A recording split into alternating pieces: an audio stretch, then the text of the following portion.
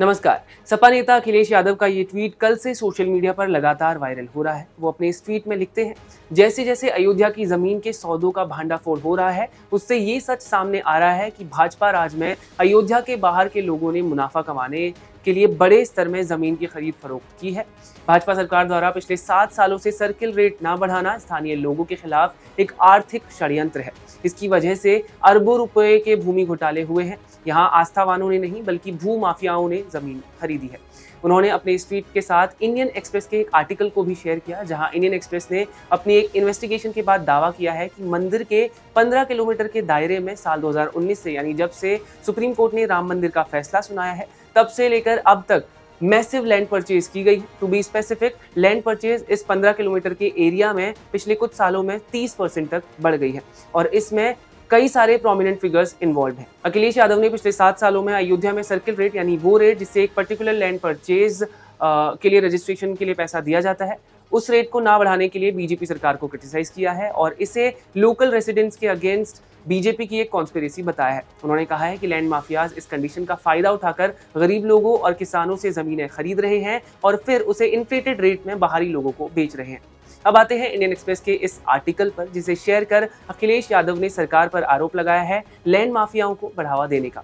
Indian express ने अपनी इस इन्वेस्टिगेशन में राम मंदिर के आसपास 25 गांवों के 2500 से ज्यादा लैंड रजिस्ट्री को स्टडी किया और पाया कि साल 2019 में जब से सुप्रीम कोर्ट का हिस्टोरिक जजमेंट आया था, तब से लेकर अब तक मंदिर के 15 किलोमीटर के दायरे में लैंड परचेज में 30% तक की बढ़ोतरी देखी गई है और इस लैंड परचेज में कई सारे हाई प्रोफाइल लोग शामिल हैं। इंडियन एक्सप्रेस के अकॉर्डिंग जो लोग इस लैंड परचेज में इन्वॉल्व हैं, उनमें अरुणाचल प्रदेश के डेप्यूटी सीएम चौना मीन के 2 बेटों ने करीब 3 करोड़ 72 लाख रुपए की जमीन खरीदी है, जो कि 4 हेक्टेयर जमीन है, और बाद में इसका कुछ हिस्सा 98 लाख रुपए में बेच दिया, जिसका मेन एम था टू डेवलप टूरिज्म इंफ्रास्ट्रक्चर, यानी होटल्स और बाकी फैसिलिटीज।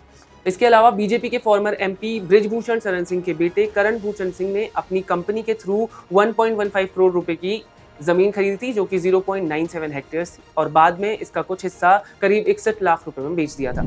इसके अलावा यूपी होम डिपार्टमेंट के secretary Sanjeev Gupta, UP education department के joint director Arvind Kumar Pande, UP police STF chief additional DGP Amitabh Yash और भी कई लोग इस लैंड परचेज में शामिल हैं। इतना ही नहीं, बड़ी बड़ी कंपनियां जैसे अडानी, हाउस ऑफ अभिनंदन Lodha, Vyakti Vikas Kendra, Galgotias hotels and resort and the investors digital ad जैसी कंपनियों ने भी 1 हेक्टेयर से 18 हेक्टेयर तक की जमीनें खरीदी हैं, जिसमें 7 से 105 करोड़ तक का ट्रांजैक्शन हुआ है। अब समझते हैं कि दिक्कत क्या है। अखिलेश यादव के आरोप और इंडियन एक्सप्रेस की इस इन्वेस्टिगेशन के कंक्लूजन से पता चलता है, समझ में आता है कि बहुत जरूरी है कि मामले की जांच की जाए। अयोध्या परिवर्तन के दौर से गुजर रहा है, इसलिए यह अश्योर करना इंपॉर्टेंट है कि डेवलपमेंट लोकल रेसिडेंट्स को मिल पाए और उन तक इस डेवलपमेंट का बेनिफिट पहुंच पाए और फेयर प्रैक्टिसेस को बढ़ावा मिले। अयोध्या का ये एग्जाम्पल डेवलपमेंट और लोगों के राइट्स के बीच में एक बैलेंस बनाने की नीड को भी दिखाता है। बहरहाल, जैसे जैसे डिटेल सामने आएंगे, वैसे वैसे इन लैंड परचेजेस की आंसरेबिलिटी और ट्रांसपेरेंसी की मांग और ज्यादा तेज होगी। फिलहाल इस वीडियो में बस इतना ही। बने रहे क्विक इंडिया के साथ। धन्यवाद।